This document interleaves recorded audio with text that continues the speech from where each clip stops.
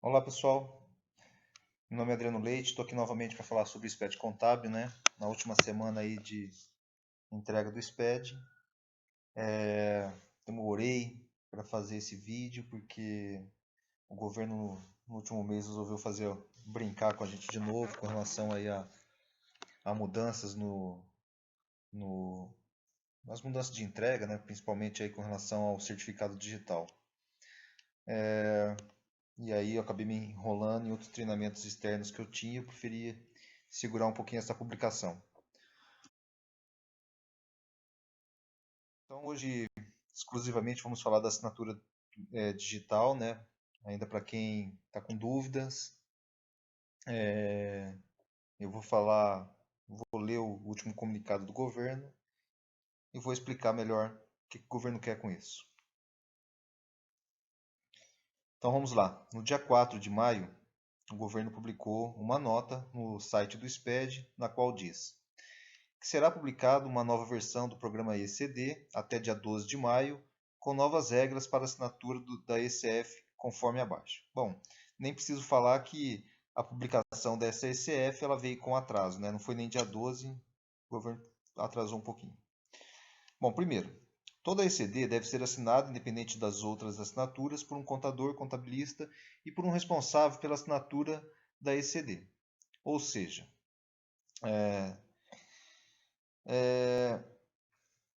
o contabilista continua assinando e eu continuo tendo a assinatura do responsável, né? Isso aqui já existia anteriormente, continua do mesmo jeito. Segundo, o contador contabilista deve utilizar o EPF ou ECPF para assinatura da ECD. Isso também não mudou, continua o contador assinando com o seu certificado digital pessoa física. Terceiro, o responsável pela assinatura da ECD é indicado pelo próprio declarante, utilizando o campo específico. Só pode haver a indicação de um responsável pela assinatura da ECD. Então, assim, é a própria pessoa, o próprio declarante do SPED contábil que vai indicar quem que é o seu responsável pela assinatura da ECD. Ok? 4. O responsável pela assinatura da ECD pode ser. Então, vamos identificar aqui quem são os responsáveis, né? Quem pode ser eleito para assinar esse SPED contábil. 4.1. Um PJ ou um CNPJ que coincida com o CNPJ do declarante. CNPJ básico, 8 primeiras posições. Esta é a situação recomendada. As opções abaixo, né, a seguir, só devem ser utilizadas se esta situação se mostrar problemática do ponto de vista operacional. Por exemplo, o declarante não tem EPJ ou eCNPJ e não consegue providenciar em tempo hábil para a entrega da ECD. Bom, então o que nós temos aqui? A indicação de que esse responsável pela assinatura do SPED contábil pode ser a própria pessoa jurídica, através do certificado digital ECNPJ. Tranquilo? Bom, item 4.2. Um PJ ou um CNPJ que não coincida com o CNPJ do declarante. CNPJ básico, 8 primeiras posições. Nesse caso, o CNPJ será validado nos sistemas da Receita Federal do Brasil e deverá corresponder ao procurador eletrônico do declarante perante a Receita Federal. Então, aqui entra o procurador, né? O responsável pela assinatura indica um procurador para assinar no lugar dele. Pode também, continua sendo utilizado o eCNPJ. É que normalmente as empresas vão indicar o próprio escritório de contabilidade, né? Mas cuidado com isso. Né? Já falei outras vezes, né, que quando você assina como responsável, você acaba assumindo a responsabilidade sobre tudo aquilo que está sendo entregue, né? E não só 50% como cabe ao contador, né? Então, só fica aí o meu comentário sobre isso. Item 4.3, um EPF e um ECPF. Neste caso, o EPF será validado nos sistemas da Receita Federal do Brasil e deverá corresponder ao representante legal ou procurador eletrônico do declarante perante a Receita Federal do Brasil. Então, o próprio responsável pode indicar uma pessoa física para estar assinando o SPED contábil. Tá? Não necessariamente precisa ser uma pessoa jurídica. Continuando. A assinatura do responsável pela assinatura da ECD nas condições anteriores, notadamente por representante legal ou procurador eletrônico perante a Receita Federal do Brasil, não exime a assinatura da ECD por todos aqueles obrigados à assinatura da contabilidade do declarante por força do contrato social. Seus aditivos e demais atos pertinentes sob pena de tornar a contabilidade formalmente inválida e mesmo inadequada para fins específicos, conforme as normas próprias e critérios de autoridades por partes interessadas que demandam a contabilidade. Gente, é assim, apesar do procurador ter, no ato da entrega do SPED contábil, a procuração ser aquela indicada no ECAC, na Receita Federal, eu também tenho que ter a formalização desse procurador lá na junta comercial através do contrato social ou de um ato pertinente a essa assinatura. Tudo bem? Lembre-se, a entidade responsável por cuidar disso é a junta comercial, apesar de agora a Receita Federal estar autenticando isso automaticamente. Ok? Item 6. Outras informações sobre a assinatura da ECD por EPJ ou CNPJ. 6.1.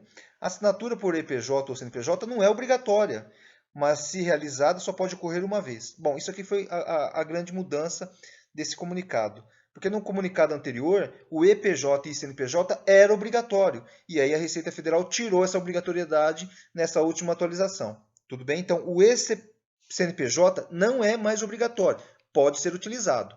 Isso é a grande mudança que existiu de 2016 para 2017, né? A possibilidade de vocês utilizarem o eCNPJ. Agora, só para vocês observar o que aconteceu. Eu conheço muito escritório de contabilidade que, quando saiu o comunicado anterior, correu para tentar fazer com que o seu cliente adquirisse o certificado digital eCNPJ, né?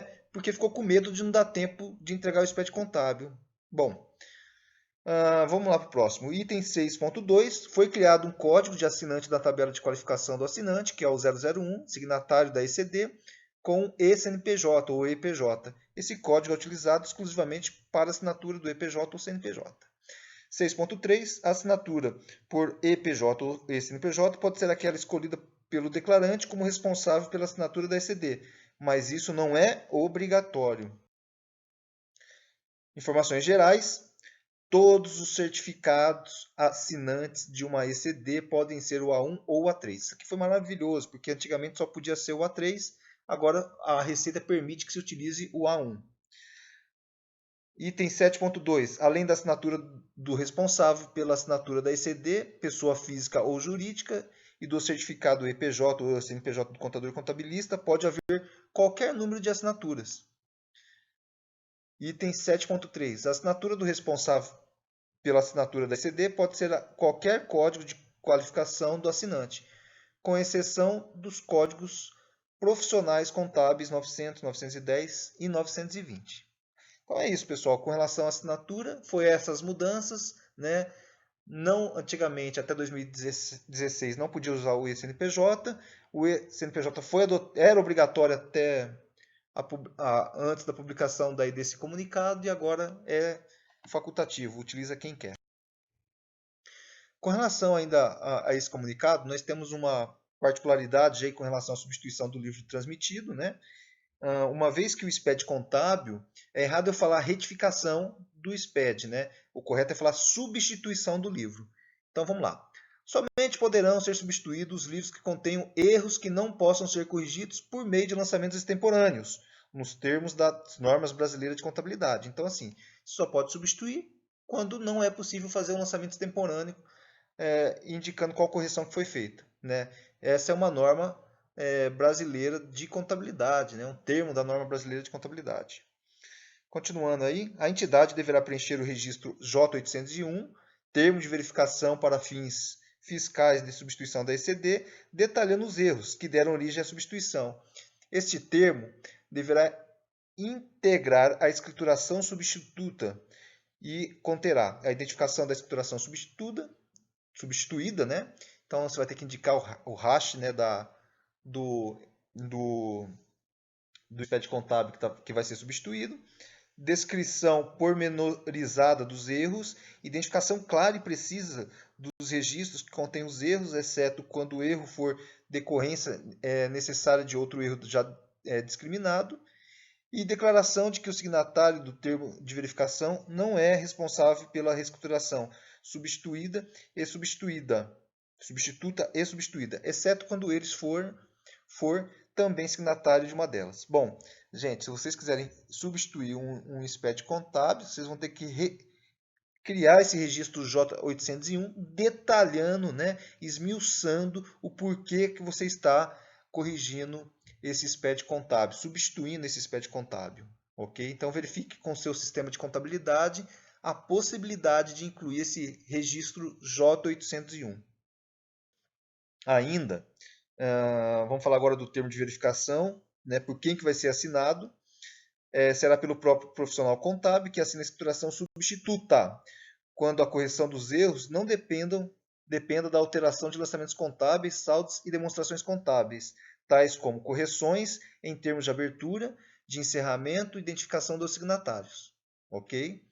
Bom, por 2 profissionais contábeis, sendo um deles contador, quando a correção do erro gere alteração de lançamentos contábeis, saldos ou demonstrações não auditadas por auditor independente. Olha, vamos prestar atenção nisso, hein? Olha esse outro aqui, ó. Por 2 contadores, sendo um deles auditor independente. Quando a correção do erro gere alterações de lançamentos contábeis, saldos e demonstrações que tenham sido auditadas por auditor independente. Então, assim, se você tiver uma auditoria, quiser fazer uma auditoria na sua contabilidade, foi identificado um erro contábil, um lançamento, você vai ter que providenciar, ele vai ter que assinar esse SPED contábil, né? Isso vai ter uma grande mudança aí no escritório de contabilidade. Não vai ser qualquer SPED contábil que você vai conseguir substituir, né? Você vai ter aquele que foi auditado por um auditor e você vai ter um outro sem auditor independente. Grande mudança. Somente profissionais contábeis regularmente habilitados poderão assinar o termo de verificação. São nulas as alterações que não decorram do termo de verificação.